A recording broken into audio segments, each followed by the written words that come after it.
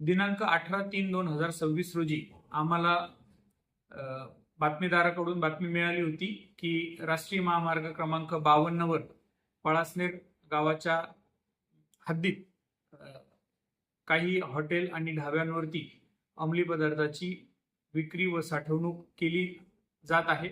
त्यावरून आम्ही माननीय पोलीस अधीक्षक सरांना सदरची माहिती देऊन त्यांच्या परवानगीनंतर छापा कारवाईसाठीची आवश्यक ती सर्व प्रक्रिया पूर्ण करून सोबतच्या अधिकारी आणि अंमलदारांसह 2 पंचांना घेऊन छापा कारवाई केली असता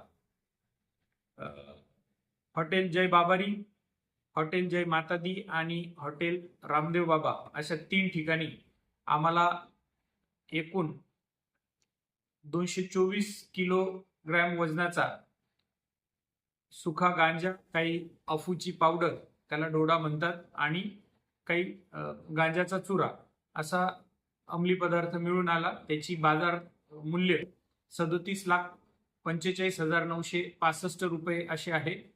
या 3ही ठिकाणावरून आरोपींना ताब्यात घेण्यात आले आहे। गुन्हा दाखल करण्याची प्रक्रिया सुरू असून सदर गुन्ह्याचा तपास PSI सुनील वसावे करत आहेत।